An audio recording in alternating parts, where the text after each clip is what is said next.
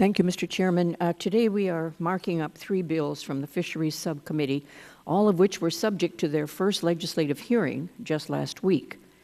I am very disappointed that we will not consider H.R. 69, my bill to fight illegal fishing, which we heard in subcommittees nearly 4 months ago. We easily reported the same measure out of the committee last Congress, so I find this delay perplexing.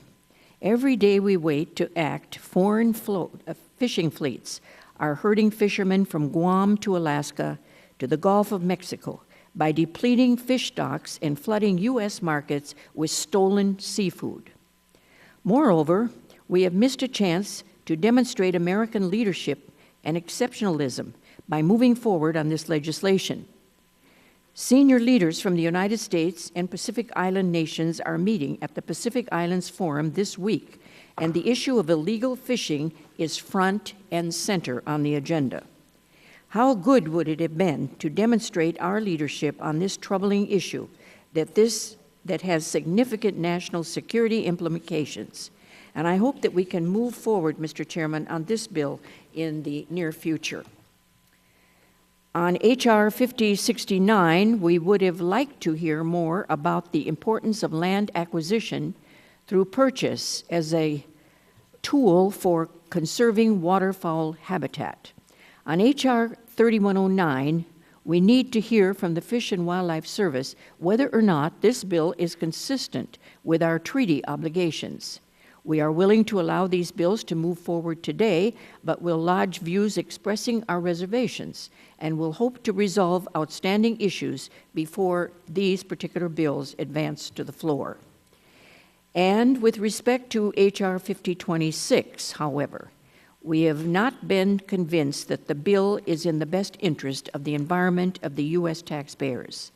The National Fish Hatchery System is facing a massive operations and maintenance backlog due to significant budget cuts.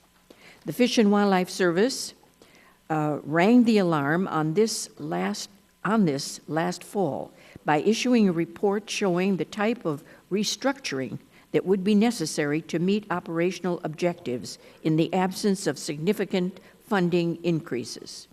The service rightly prioritized protection of threatened and endangered species and tribal trust responsibilities over the support of put and take fisheries for non-native fish.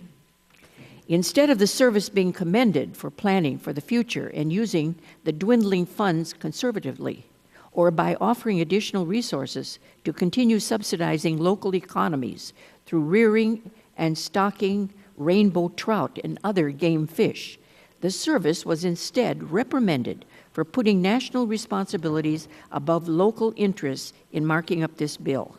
So I encourage, Mr. Chairman, the committee to reconsider the overall needs of the National Fish Hatchery System. We oppose this bill as written, and at the appropriate time, our members will offer several amendments to improve it. And I yield back.